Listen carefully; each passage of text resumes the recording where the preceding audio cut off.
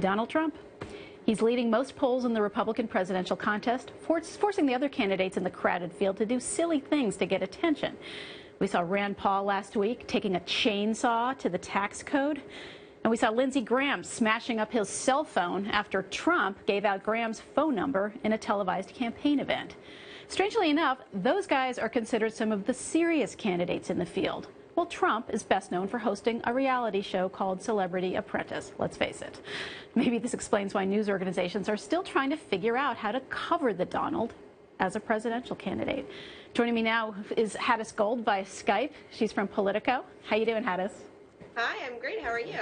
Great. Thanks for joining us. So tell us about the back and forth that's been going on within some news organizations about how to cover Trump. I know Huffington Post has elected to basically put their Trump stories on the entertainment page. Has anyone else followed suit, and why did Huffington Post make that decision?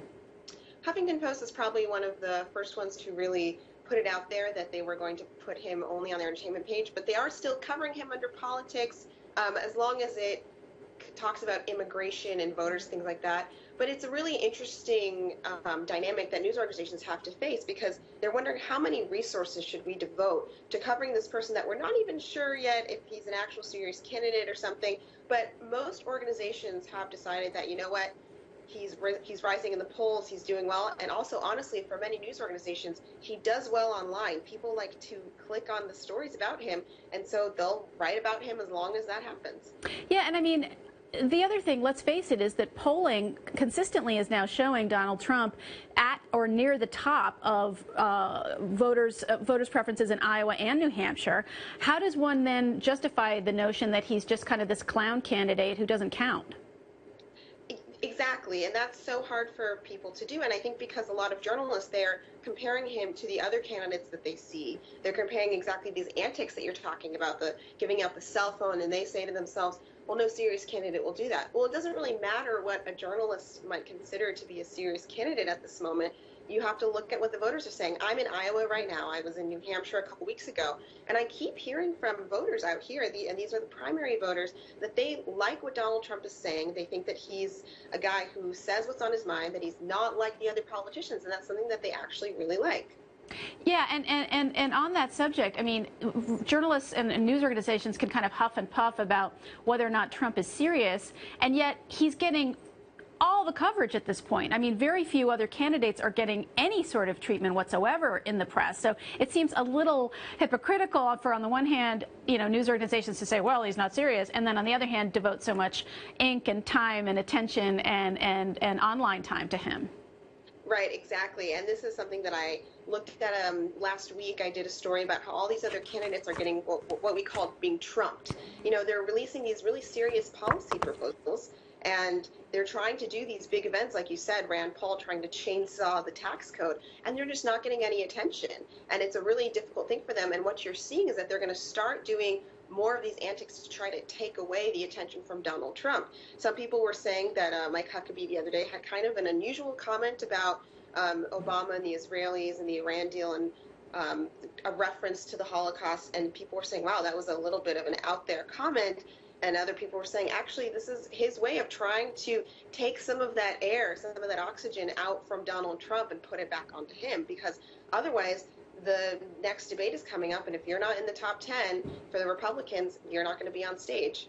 Yeah, and let's talk about that. I mean, that's been my read on this as well. It's what these somewhat lower tier candidates have been trying to do, not only to play in the same sandbox as Donald Trump, but also to try to get themselves on that all-important debate stage. And that's, as he said, next week, next Thursday, hosted by Fox News in Cleveland. I mean, what is the buzz around that? Is this thinking that this is there's 9 debates that the Republicans are going to have, but this is the first debate and arguably the most important, right? I mean, does this like make or break a candidacy if somebody's not on the stage?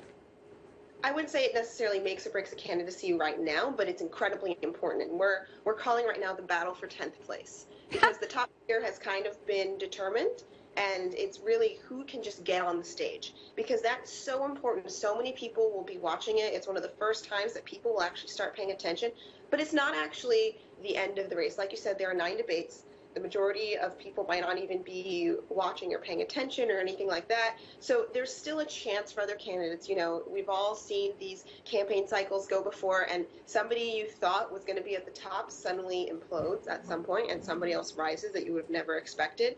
So things will change, but this will be it'll be like somebody in a race getting a 30-second head start if they get to the debate stage. Well, and even if they call the field down to 10 candidates, that's still an awful lot of people up there on the stage. And if we're still in the middle of this Trump momentum moment, I mean, what are we expecting? Are all the candidates going to be ganging up on Trump? Are they going to be trying to sort of agree with Trump, somehow get the same attention that Trump's been getting? I mean, how do they play this as this incredibly important televised event?